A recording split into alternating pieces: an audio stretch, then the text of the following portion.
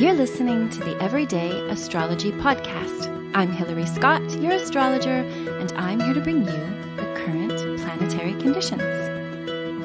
So this is quite a tumultuous month, I guess you could say.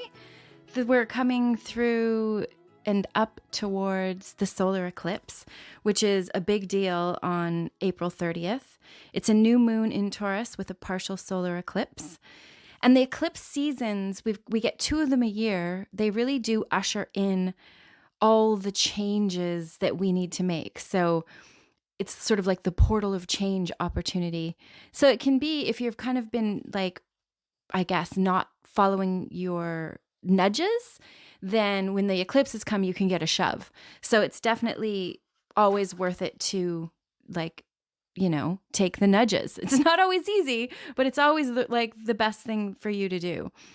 So leading up to that, we actually, on the 19th, the sun will move into Taurus, which is a very different energy than when the sun is in Aries. It's like a lot more kind of grounded, and we can appreciate the good things in life, the easy things, the fine foods, and enjoying the pleasures of the senses. And Tauruses are very content, I guess. They don't need a lot of hubbub or change to be content. So as long as they're surrounded in whatever little luxuries they need to be happy, specifically per person, then they're just sort of content. So this gives us sort of an opportunity for contentment too, I think. It helps us to, as the sun slides into Taurus.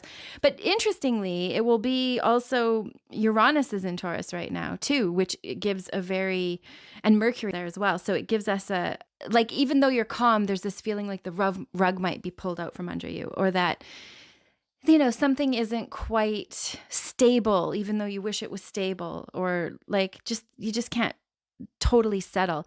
And that's because of the Uranus energy in Taurus. And it's like poor Taurus people, it's like the opposite of what they want out of life. It's when Uranus starts charging through their sign. So it's definitely something that you want to keep, even though you're feeling contented. You might be also kind of with this undercurrent of anxiety. You're able to ground down and come into your heart, come into your body and breathe and just know what you want to create, know what you're attempting to create, how you want things to go.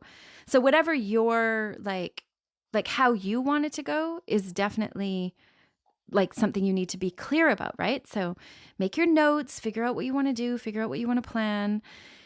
And at the same time, there's an element of just no matter what you do, no matter how hard you work, it's not going to be good enough, and you won't be able to work hard enough. There's this weird dynamic going on that can be quite stressful.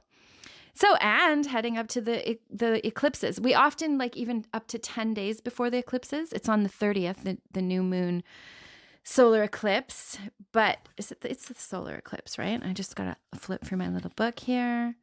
Yeah, it's the solar eclipse and then the lunar eclipse. So heading up to that, we do have Venus will be conjunct on the 27th. Venus will be conjunct Neptune. That could be a day of real inspiration, ideas, not just ideas, but really higher thinking kind of ideas. Very beautiful, divine, refined, eloquent, just sort of the harmony and the beauty that comes from art and music and the finer, higher vibrations that we have on planet Earth. That day, too, there's a conjunction with the moon and Jupiter, and then sextiles between Mercury and Pluto with the moon. That's also a very lucky kind of energy on the 27th. It's a very good day to just be very present and maybe very creative. Also, I just realized the day before is a very good day because there's a sextile between Mercury and Jupiter. Yeah, that's a good day, too. So the 26th, 27th, even the 28th with Mercury trine Pluto gives us quite a powerful, productive, creative energy to work with. So, build something, or at least in your mind, create something that's going to last. Create something that is like a legacy for you, and that's thinking about your ancestors, and even things like releasing your family or destructive relationships from contracts with you, and like choosing the beautiful and the higher energy and the divine and the love energy, consciously choosing it rather than the checkout energy that can happen with Neptune, where you just like zone out and check out and, drink or whatever your thing is, sugar, shopping, whatever it is that you do to check out, be careful about that and instead use the energy as creatively as possible. The 29th, right before the solar eclipse, new moon in Taurus, Mercury will go into Gemini. And that really changes the energy from the Taurus Mercury. All of a sudden, our minds are going to get really fast. We're going to be thinking about like all kinds of different things. We'll be very creative and very like fast thinking, informative, seeking information, sharing information, communicating. Communicating is like, so important. On the 30th, this is the pièce de résistance for April and what is leading into the portals of change that the eclipses bring. We have the new moon in Taurus exactly at 1:28 p.m. Pacific Daylight Savings Time. And that day is quite special because it has a lovely conjunction between Venus and Jupiter, which is really like it could be such a blessing, such an amazing, light-filled, lucky kind of experience on the earth plane, whatever that might be for you. Like it could be, that's the energy of the vibration, right? Venus is like harmony and love and beauty and what we desire. And Jupiter is like our gifts and our luck and the benevolence of the universe and our, need to philosophize and understand and find meaning. And like, usually people with strong Sag or Jupiter in their chart, they're like meaning seekers. They want to understand why is it like this? And it's also very just and fair and loving energy. So that is the energy we have on this new moon in Taurus. It's also going to be sextile Mars and conjunct Uranus on this day. So very like shifty kind of, like shifty but productive energy. Like you just might sort of feel anxious. So know that like it's the worst feeling when you're like, oh, something's wrong, but I don't know what it is. Is this like intuition? Am I having some sort of like a precognition experience? That can happen, which can be anxiety producing, right? So just take care of your nervous system. Know that there's a conjunction between the new moon and Uranus, which is, going to jack up your nervous system. It helps if you can open your mind to the downloads of the universe and information and new ideas that can come through at that time, you can kind of like what's the word when you take something from one, I think like sublimate is the word I'm looking for. I have to look that up. I'm like, what word is it? And then I don't know the word that comes to mind. I have to go look it up. And often it's right. So I imagine it's just like a lifetime of absorbing words as they're in there. You just have to look them up again so you can remember what they mean.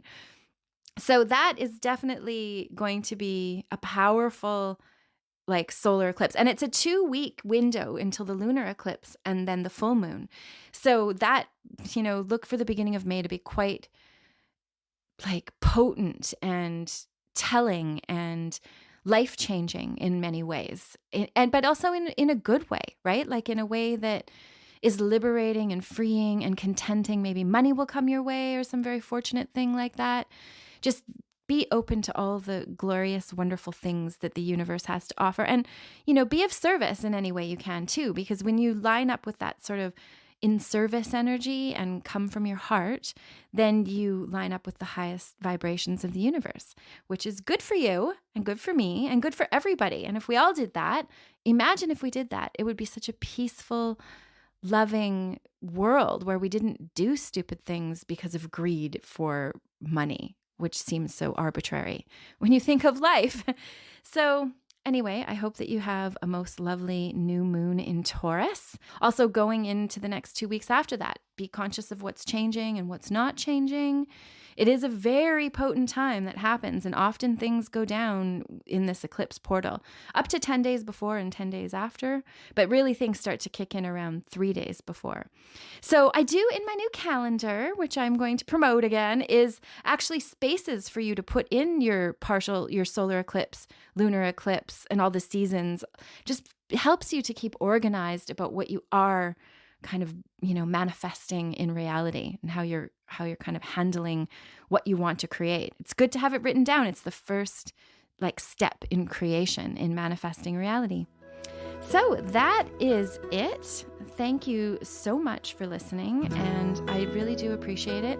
And I'm wishing you all the best, and lots of love around you, and lots of light to guide you, and your heart to be full and warm and content and well-fed and mostly loved. Thanks for listening.